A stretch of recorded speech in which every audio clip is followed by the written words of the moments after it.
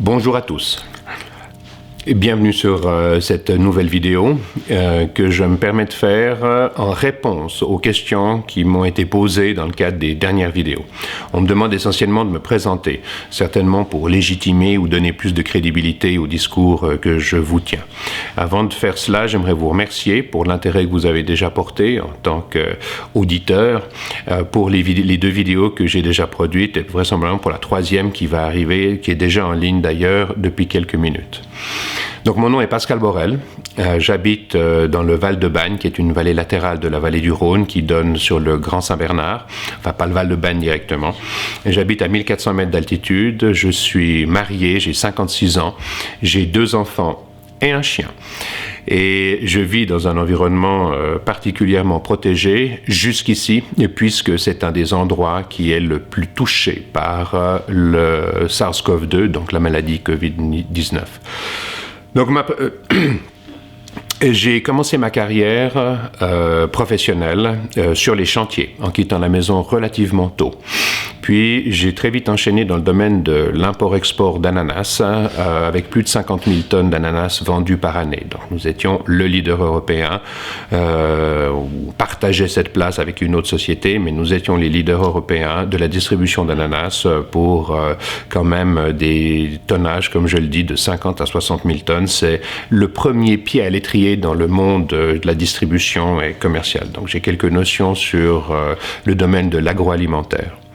Ensuite, j'ai poursuivi en cofondant avec mes partenaires des sociétés dans le cadre de l'analyse de la performance des marchés financiers, mais plus spécifiquement des gestionnaires dans les marchés financiers. Et nous avons été un peu les arbitres des bonnes et mauvaises performances des gestionnaires de fonds de placement en particulier.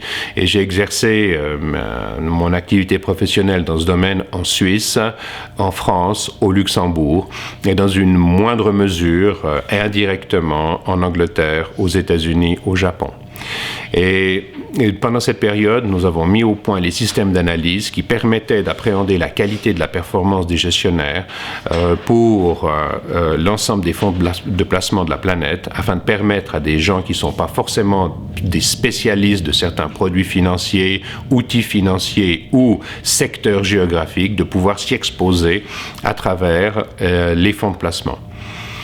Donc j'ai travaillé dans ce domaine pendant des années, puis dans le même temps ou juste après, j'ai fondé un certain nombre de sociétés de gestion que j'ai soit revendues, soit cotées en bourse sur le marché de Londres. Ensuite, j'ai terminé ces activités dans le domaine financier pour me lancer dans une activité éthique. Après avoir travaillé dans les marchés financiers pendant longtemps, étant un acteur actif, je comprends assez bien comment fonctionne l'ensemble des systèmes financiers de la planète, en particulier l'économie de marché.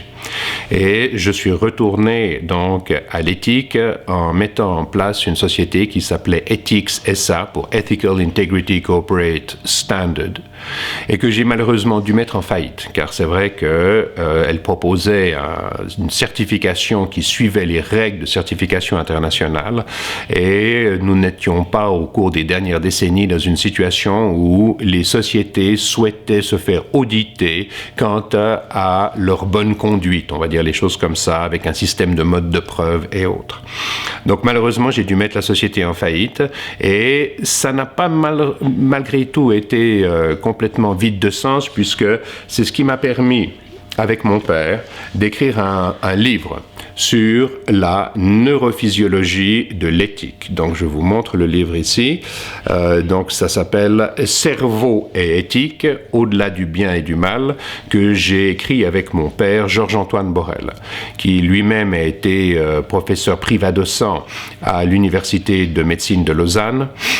Toute ma famille, que ce soit mes grands-mères étaient professeurs, une de mes grands-mères est devenue médecin dentiste à une époque où c'est vrai que les femmes n'étaient pas très nombreuses dans les universités, particulièrement en Suisse. Non, c'est une boutade, bien sûr, mais voilà.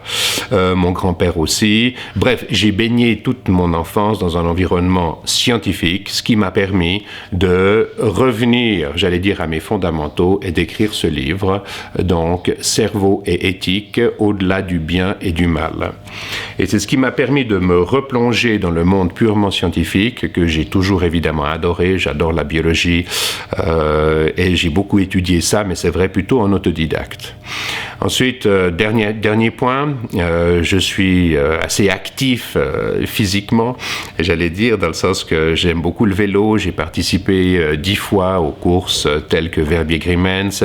Je fais du ski alpinisme, de l'alpinisme. C'est pour ça que j'ai toujours voulu vivre en montagne, pour être plus proche des sommets.